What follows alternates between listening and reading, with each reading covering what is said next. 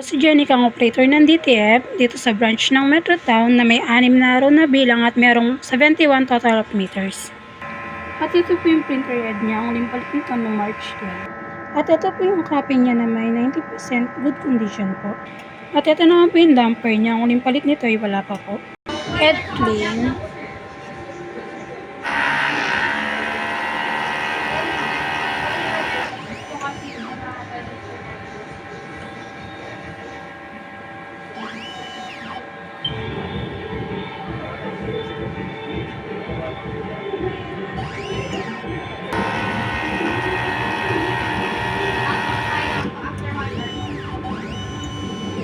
After air clean, punasan natin ng wiper. Nozzle check. Ink system natin, tama lang po ang label. At ito naman po yung ground wire natin. Waste tank natin, kakalis na po yung araw. At ito naman po yung ABR natin. Mga use.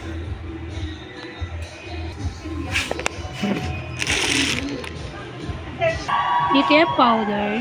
At ito po yung stock natin ng film.